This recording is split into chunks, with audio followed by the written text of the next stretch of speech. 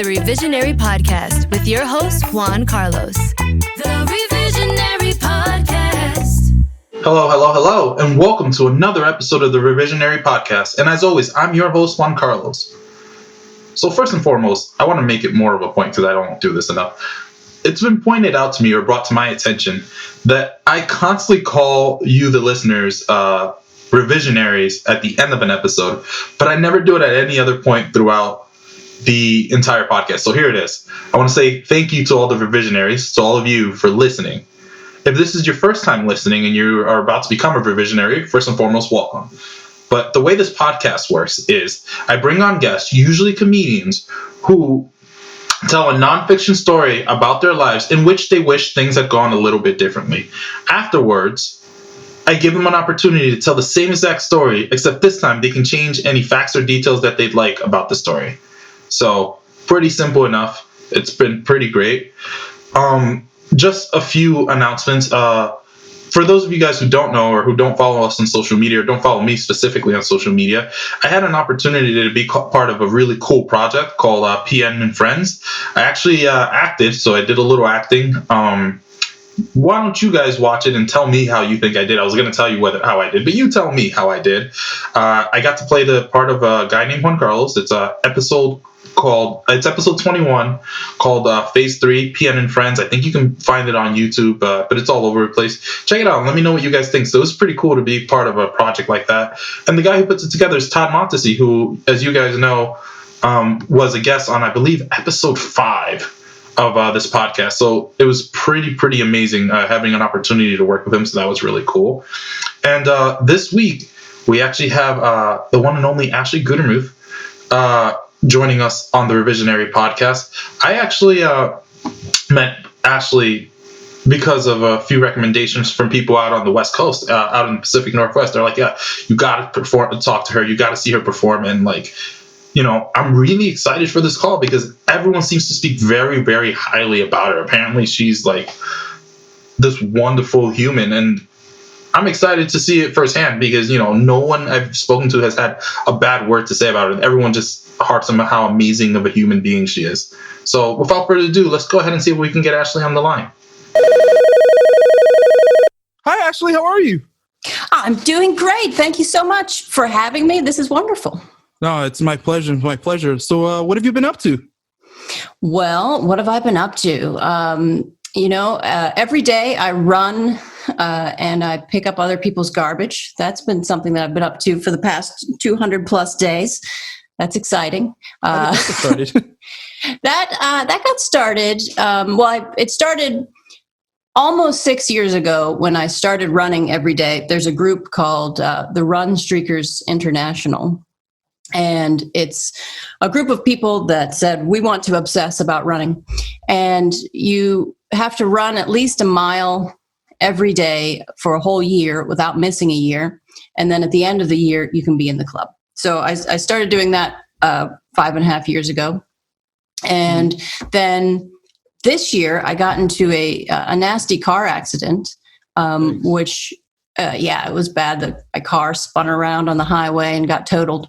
But the doctors told me to stay active, and I didn't want to give up my running streak if they weren't telling me I had to. So I had to run more slowly. I was averaging about like an 8-minute pace or so per mile at the time, and I was running 3 miles a day. Wow. And that significantly slowed me down. So I thought, what else can I do? And I had been kicking around the idea of running around and picking up trash or just for like about a year or so, I'd been thinking about it. And I thought, this seems like the perfect time to do it. So why not make use of my hands while I'm running? You know, they're not doing anything. So I started that, and it's been cool. I post about it on Instagram every day, and you get to see all the weird bits of trash that I find. And it's neat for me because I can talk about my upcoming comedy shows, and I can say, oh, if I'm coming to your town, I'm also going to help clean it up, whether you like it or not.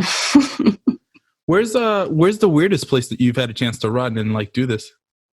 You know, weirdest place. I was running in the woods, and I would still find trash, especially when everything was sort of locked down. I stopped picking up trash that was like new trash that people had just thrown. So I wanted to go find stuff that was old in the woods, and that was nice until I saw a bear.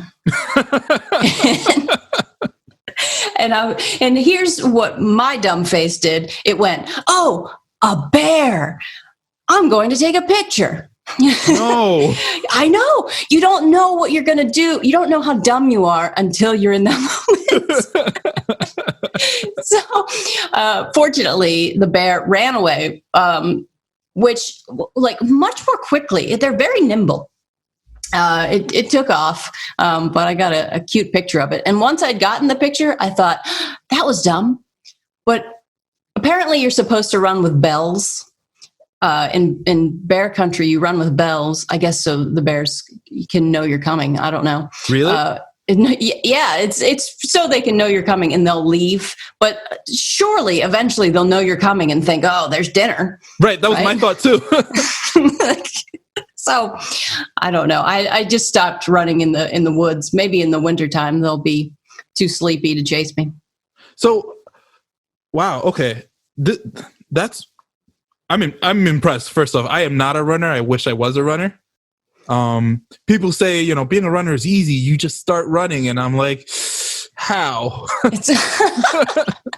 Well, it's not easy. It's not easy at all. When I started, I could barely breathe. I could barely make it a mile. I run 4 miles every day now. And that's basically my minimum. But when I started, there was no way. And another layer to my running is that I run in sandals.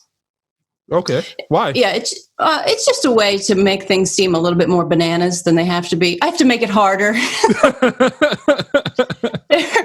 There are these things called running sandals, and mine are called Luna. They're made in Seattle. Right. So when I moved to Seattle, I thought, oh, that'd be cool. Let me try those out. And they just look like regular sandals. But I can run anywhere with them. Like I can run through puddles. I don't have to. They lasted me, to give you some perspective, an average running shoe should last you around 300 to 500 miles. Mm-hmm. And I've put over 1,300 to 1,400 on one pair of these sandals. Wow. So that's pretty great. They've really lasted. They fit to your feet, but they're not for everybody. Definitely. Okay. See, I want to tell you my sad running story. Go for it. About, I want to say, a year and a half ago. So, in 2019, I woke up and I was like, you know what? I should be able to run 5 miles. Like that is something that I should be able to do. Right? So I got roped into by my fiance. She goes, all right, you want to run 5 miles? Well, I'm going to sign us up for a 10K. Oh, no. Mathematically, I did not know was more at the time. It's more. That's way more than 5 miles. So, no, but here's the thing. I trained, and I ran the 10K. I did not walk the entire time. That's awesome. Finished third to last, but I can honestly say I ran the entire thing at a molasses pace. Here's the kicker, and this is the part that gets sad. So I did that, went from couch to 10K, and awesome. Now I can't even run half a mile anymore. Oh, no. So this was less than a year ago. It'll come back. The muscles are there. A 10K, that is jumping right into the deep end because that's far. Yeah. Try to drive 6 miles, which is about what a 10K is. That's a decent distance. For my 2000th day of running in a row, I ran a marathon. Woo. And the farthest I'd ever ran before that was a half marathon. So I'd never ran that far before, and right. I picked up garbage the entire time. So my finished picture that day of that marathon is just me surrounded by trash because I ran so far. I was able to amass so much. But I think that the fact that I run, a certain amount every day, that really built it up. If you just did a mile every day for, first of all, your time would go down significantly within a month. you would see such tremendous gains. It's unbelievable. Just the consistency. Unless you hate it, and then don't do it. So that is my problem. I hate running, but when I was running, miles training for the race, I hated running 4 miles, 5 miles. But when it was a 2 mile run, 3 mile, I'm like, this is quick. This is easy. But the problem is getting to that point where I don't, and I like being in shape to run. Like, that's nice when all of a sudden I'm like, oh my God, I just walked up a flight of stairs and I'm not dying. There's no phlegm coming out of my nostrils. I don't know. Yeah. No, I'm with you. The more that you train, definitely the easier, the shorter distances are easier. But a lot of people, they'll ask me for running tips and I'll say, just do a mile. And they'll say, oh, that's not far enough. It is. That's how I got to the point where I can run as far as I can without I can talk on the phone now and run. Really? Yeah. And I really cannot stress how bad I was. I was running on pure, did not want to be beaten down by my own body 5 years ago. Yeah. Wheezing, would collapse at the end, just sick to my stomach. But now it's fine. Well, why don't we jump into this before we get too far down the rabbit hole? We can talk about running all day. Ashley, the stage is yours. Why don't you go ahead and tell us your story? Okay. Let me paint you a picture. I am a 15 to 16-year-old teenage woman. I'm in high school, and I've been dating this young man, my boyfriend, for probably 2 years. Now, I go to a small religious high school in Pennsylvania. And by small, there was about 40 to 50 kids in our graduating class. So tiny. Not that many people to date, Right. So I date him, and everything's great. I think, all right, I'm done. This is the guy I'm going to marry. We're good. I've really after 2 years of high school relationship. I'm sure I thought that after 2 months. I was just like, yeah, of course. You like me. I like you. We're done. We can move on to the next thing. We've ticked this life box. That's so wild to me, because in high school, I couldn't even imagine being in a regular relationship for a month. I was like, whoo, a month? That's so long to be committed to someone. It's true. It's true. I would never do it now. So we date, and it goes pretty well. His family likes me. He's a nice guy. And I got a job at a local movie theater, which enabled me to have some spare cash. And something that I've always done is try to have I like to give good gifts. I always like to take any extra money I have and try to spread it around to make people happy. And so my boyfriend's family, they weren't particularly they weren't super rich or anything like that. So I would, try to help out here and there. And so for Christmas one year, I took all my movie theater money and I went to GameStop and bought him a used PlayStation and a ton of games. It must have been 15 used games that he never probably had no interest in, but I was like, it's $3, Are you a gamer? I did play back then. Okay. I played more then. I haven't played in a while, but I was just wondering if you went in there with an intent purpose, these are the types of games I'm getting for him, I'm trying to convert him kind of deal. I probably did think we would play together. Yeah. So maybe. But so I buy him all these things. I even got him an extra controller. I remember, I got him all of those things, and I got him a little TV to keep in his room. So imagine being a 16-year-old guy, having your girlfriend, who you say you like, show up on Christmas and be like, here are all the things that will make you happy. seems like a really good gift to me. Even looking back now, I'm like, that was nice. That's an awesome gift. So I buy him all these things, and it is absolutely over the top. It's overkill. And I realize that now, that you can be generous to a point where you make people feel uncomfortable. And even though I was happy to try to make him happy, it's also the other person's kind of left in limbo, like, well, I can't afford this kind of a thing back. So I buy him all these things, and he loves it. And he loves it for, I don't know, a few months. And then what seemed like out of the blue to me, he breaks up with me. Mm-hmm.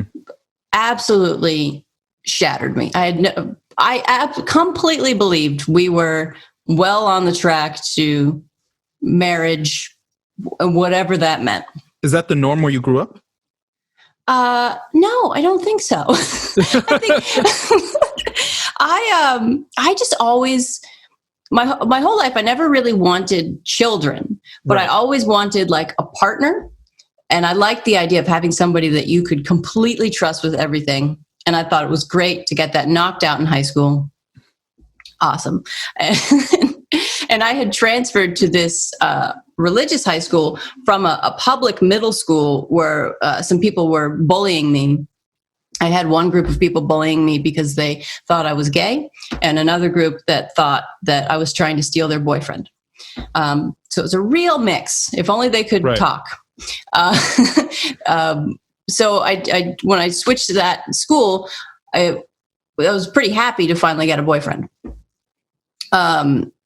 So he breaks up with me, and I did not take the news well. Did he tell you why? I don't remember why. I think he just thought that we were growing apart. Now, I had big dreams to travel and to go to other countries and to do things outside of my local like city. And he didn't. And I think all that made him and his family nervous. Like he wanted to stay there, go to school there, and then buy a house there. And I didn't want to live in Pennsylvania anymore. Right. That makes sense. So I think that was finally what kind of pushed it over. But what ended up happening was I don't know if he had started a relationship with somebody else that was in our school, and ended up marrying them, which is lovely. Right. So, it worked out. I'm very happy for him. There's no way that we would have worked out. I was completely delusional. I am too much. I'm a lot. I'm a lot for people over a long period of time. So I think that we would have definitely butted heads, but I wish him all the best. Anyway, so he breaks up with me. I don't take it well. What I initially say is, all right, you aren't allowed to tell anyone. I don't want you to tell anybody. As though I have some control. Right. Ridiculous. To me, that should have been your mind there. Like, was it like, I don't know, did that make it seem less real to you? What was going through your mind at the time? I think I was embarrassed. Right. I think I was embarrassed because it was such a small school.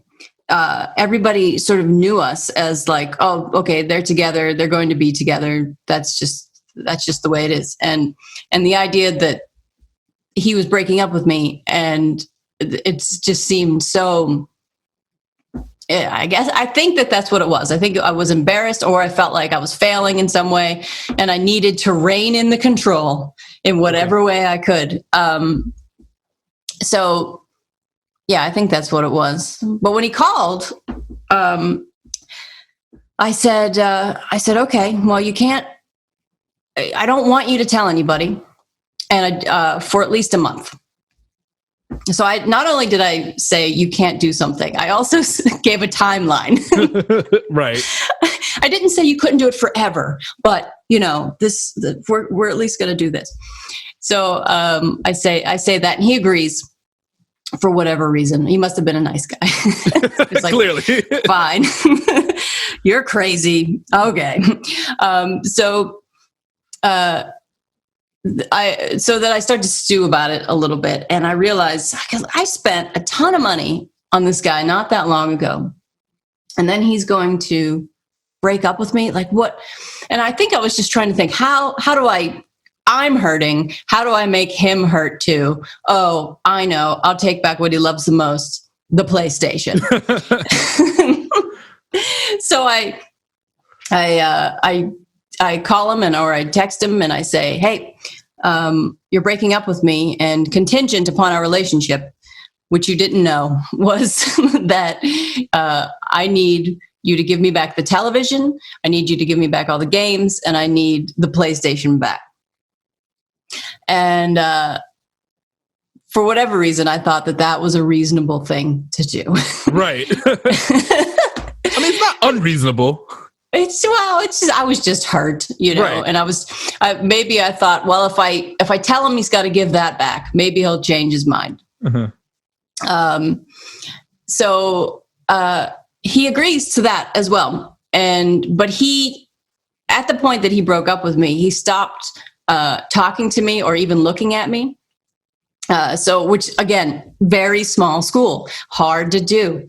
And so he had his mother bring in the PlayStation, right, and the game and the television in a shopping bag, like a plastic shopping bag. Uh-huh.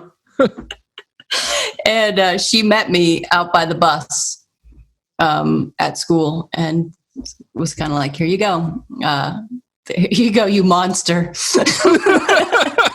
Well, okay, so walk me through that. So what was the look on her face? Like, was she angry? How did that transpire? I think she was sad because we had spent a lot of time together too. She would call me her daughter, kind of a thing. And she was very nice. His family was very nice. So I think she was just sad at the whole situation.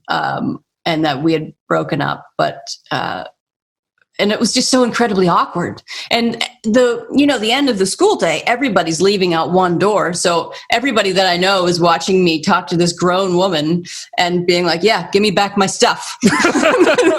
Right. So yeah, I think she was sad. But it was the only way that I could think of at the time. And from then on, I would occasionally, I would try to say hi or something like that to him, and it just wasn't, he just couldn't. And I don't think he was mad at me. I think he was also just shy. He was kind of a shy person to begin with, and I'm not shy at all. So that's very difficult for me to understand.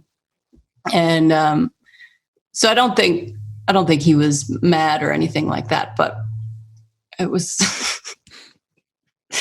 not the right decision. You don't think so?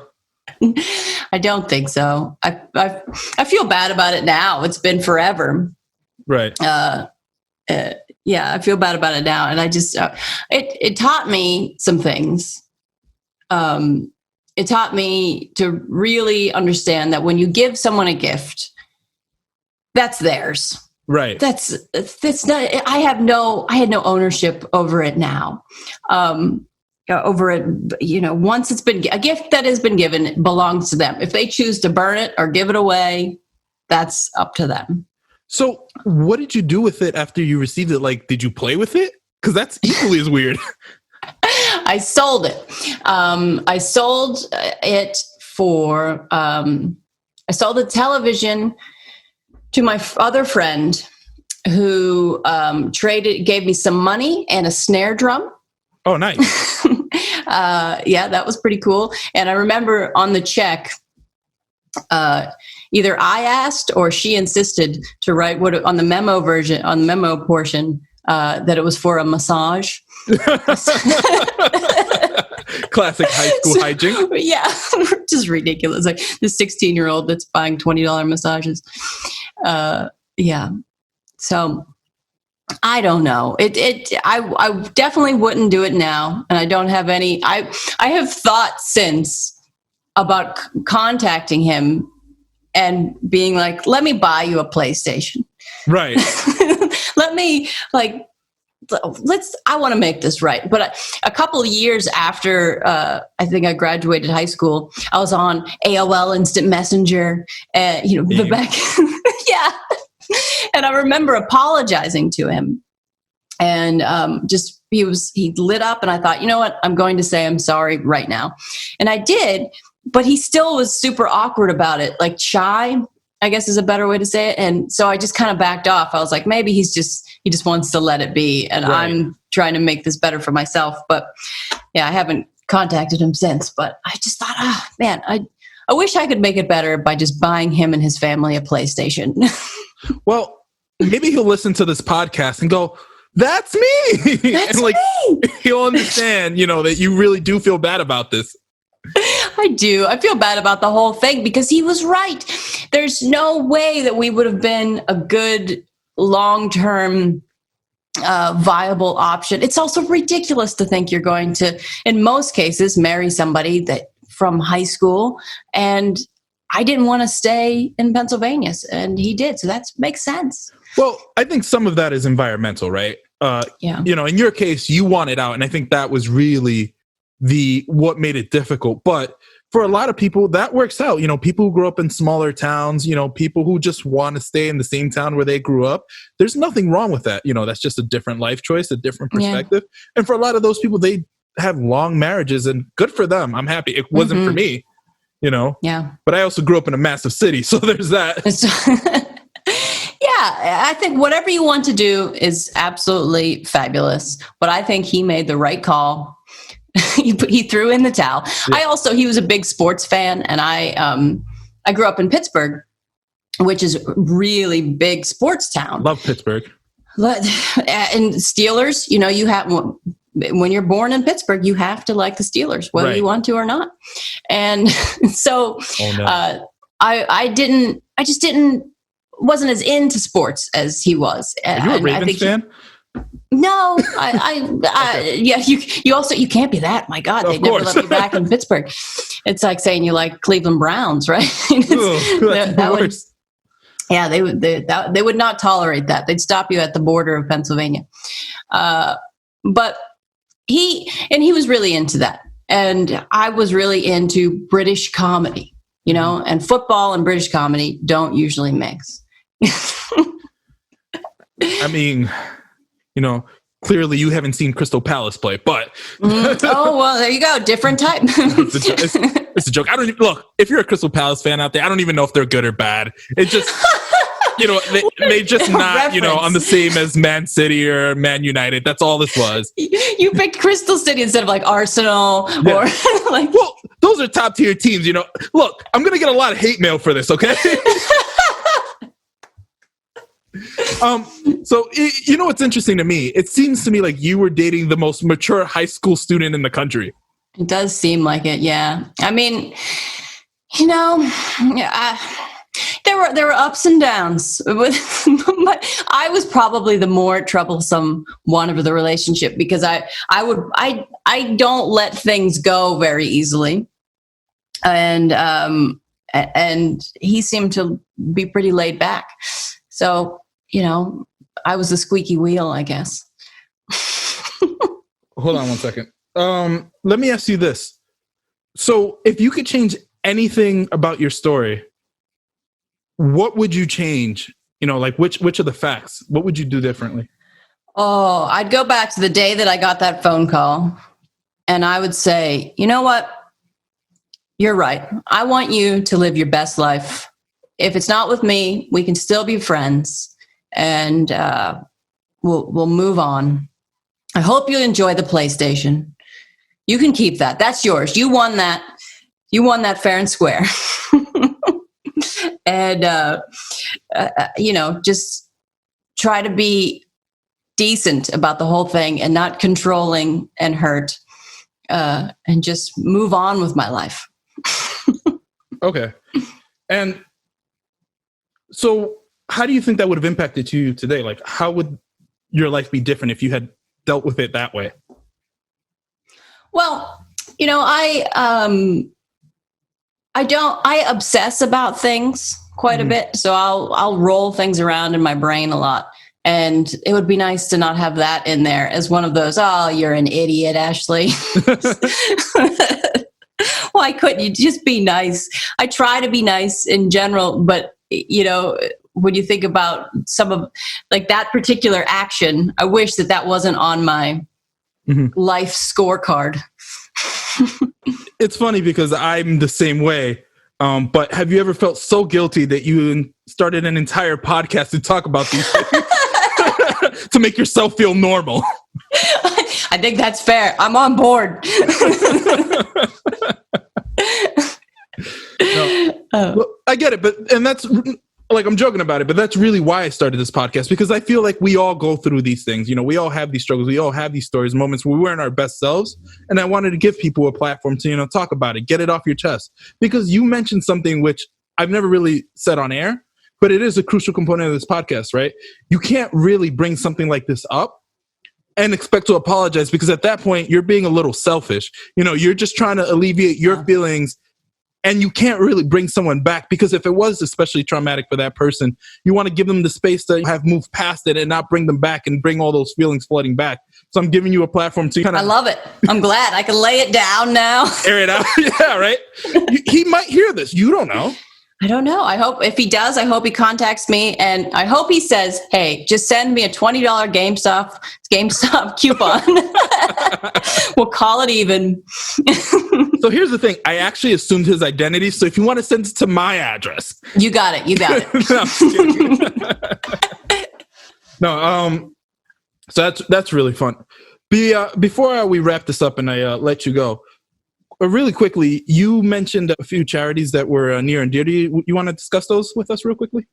Well, some things that I was speaking to you earlier about how I pick up trash and do that every day. I would love it if people would go out when it's safe, pick up a piece of trash near you. I do a thing on my Instagram called 4-Piece Friday. Just pick up 4 pieces of trash, tag me in it, and I'll throw you up in my Instagram story. Where can people find you? At Ash Gutermuth. And that's on Instagram and Twitter or Facebook, That'll be in the title. So if you have any questions as to how to spell her name, it'll be in the title. Before I let you go, we have a tradition on the Revisionary podcast that how we end. We like to end on a high note. Okay. Please tell us a quick story from your childhood that like brings a smile to your face, or a very happy moment, or something that just generally makes you feel good inside. Oh God, my brain, my brain initially went to a horrible story. Why does, okay, everyone does that to me and I don't understand why. I like to think that I come off as a nice guy. You do, but I don't know, maybe the nice ones don't seem as interesting as the terrible, funny ones. What's a good story? I mean, I just want positivity. That's why I like to end it on a positive note. Make people feel good. You can tell us a funny one. This has a little bit of a silly bit in it. I played a lot of sports when I was growing up. Okay. And I played baseball and then later softball. But I would practice all the time. I would play catch with my dad constantly, and he would just whip the ball at me just so I could get better. Right. And there was this one day when my little brother, who was probably 2, had gotten in the middle of us playing catch, and my dad threw a big pop-up, and it was coming right down, was going to come right down on my baby brother. And I panicked. Now, my dad doesn't panic. You'd think, that's my kid, but doesn't panic. Here's what I do. I ran to my brother and I shielded him like a human shield. So the ball whacked me in the back. Oh, no. Yeah. Oh, no. But also, Ashley, you are there with a glove. You were catching a ball. Why is your first instinct to just use your body? I don't know. That's I've never understood why I did that when I could have just been like, oh, catch. Right. Defend myself. No, oh my God. That warms my heart. That's a good story. That's exactly how I like to end this podcast, on a nice positive note. Is there anything else you'd like to say to the revisionaries before you leave? Thank you so much for listening. Please check me out on Instagram and pay attention there because I'll put up where my next comedy show is. And this has been wonderful. Thank you so much. All right. Thank you. Bye, Ashley. Bye. The Revisionary Podcast. First and foremost, revisionaries, let's talk about how everyone is right. She is a wonderful human. Like, the simple fact that she just runs and, picks up trash is just phenomenal. And she's, you know what, her story kind of inspired me. I think I'm going to go up and just sign up for a half marathon. You guys think I'm joking, but watch. I'm going to go ahead, I'm going to sign up for a half marathon, and I'm going to post for Steve's, and this is going to happen because now I'm inspired by her story. She said I could run, so I'm going to start running. Let's see what happens of it. As always, I want to say thank you to all of you for listening. You guys are always wonderful. You guys are the best. I could not do this podcast without you guys, the revisionaries. So without further ado, I want to say thank you for listening. This is